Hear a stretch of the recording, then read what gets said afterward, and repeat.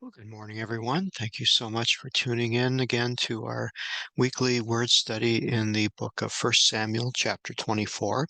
And last week we left off with the episode or somewhat interaction between David and King Saul. King Saul was going into the cave to relieve himself, and David cut off the end of his garment. And then, of course, after Saul left the cave, David, stands out and pleads his cause as to why is the king going after him. And we pick up today with a beautiful piece of poetry in verse 14. And I just want to read it for you in Hebrew because it's got just a beautiful rhyme to it, okay? Acharei mi yatsa melech Yisrael, acharei mi ata rodef, acharei kelef met, acharei parosh echad. Um, I'm sure it came out much more fluid when David said it, but you can hear the rhyme, you can hear the meter of it and how it flows together so beautiful. And of course, the English, it just uses poetic, brings out the poeticism of it, where David is likening the king,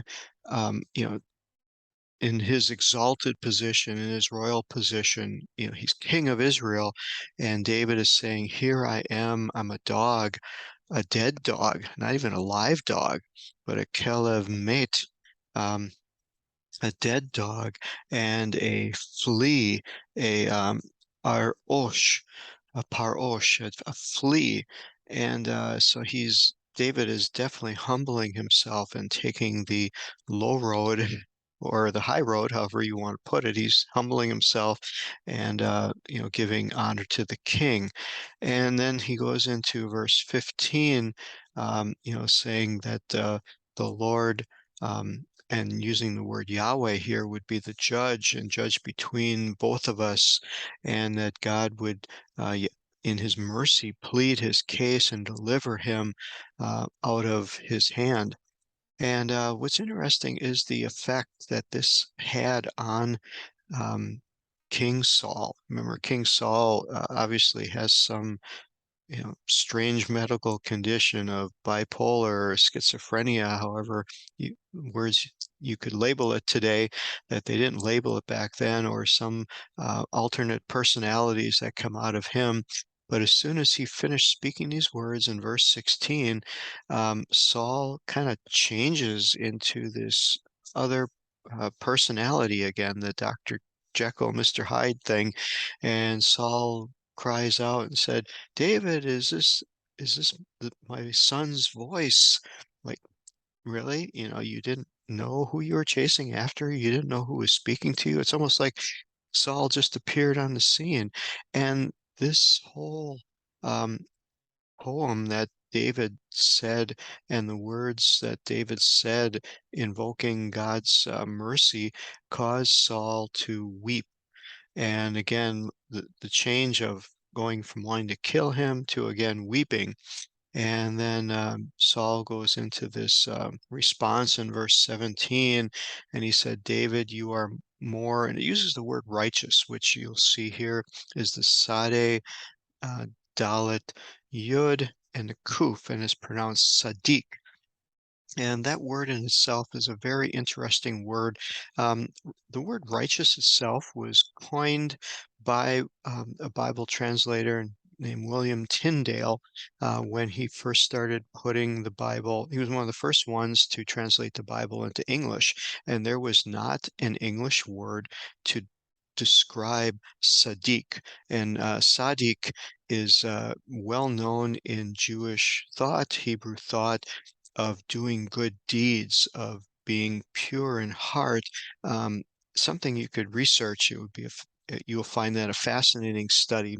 Takes more time than what we have this morning here, but the word Sadiq is just a word that cannot be translated very well into English. And so William Tyndale had to come up with this word righteous, created it being right and of rightness or right living, as we try to explain in English, but none of those really reach into the depth that the word tzaddik um, means, and it's more of a what you accomplish. It's the good deeds that you are doing. It's not so much what you say, but it's what you do. And so he uses that word tzaddik here, that David is a tzaddik, and you'll find that through Jewish philosophy, that is their goal, and through Judaism, their goal is to be a tzaddik. It's a very um, almost a royal term. It's a term of very humbling acknowledgement of someone who is just of the best, utmost upright character, and always takes the high road and does everything in the right mannerism. So, kind of interesting. Use the word Sadiq here, and he says, "You're more of a Sadiq than I. You rewarded me good where I've rewarded you evil." I want to read out of one of the Jewish Bibles that I have, and this is from um, reading from a commentator whose name is Kennedy, and he has this commentary for verse 17. He says, Saul is touched even to tears by David's magnanimous conduct, almost without a parallel in that rude age. His native generosity, he's speaking of Saul, which jealousy working on a mind diseased had overlaid, is evoked and prompts him to a full acknowledgement of the higher moral ideal of David. Just interesting that he talks about Saul's mind as a mind diseased by jealousy. And I just thought that was a nice way to sum up what appears to be happening with Saul right now, the jealousy and the depravity, and really the result of uh, being out of God's favor. And so many parallels that when you're out of God's favor and out of God's will, the things that come upon you that change you for the worse that you don't even maybe realize until it takes you down that path. And for Saul, we know it was a path of no return. So Saul goes on, talks about, you know, a little poem here in verse 19 of if man finds his enemy, would he do him good? And then he acknowledges that Yahweh, speaking, using the word Yahweh, would reward him good for what he has done. And then in verse 20, he sums it up and says, Now I know indeed that you will surely be king, and that your hand will be established, and you will establish the kingdom. And then he asks for mercy in verse 21, mercy to him, and again, using the word merciful side of God, Yahweh, that you not cut off my descendants after me and destroy the house of my father. And of course, David, um, just said, sure, I promise, uses the word swear, which is the word seven. It's an oath of sevens, meaning if you say something seven times, it's effectual. Um, done, and that you will promise it.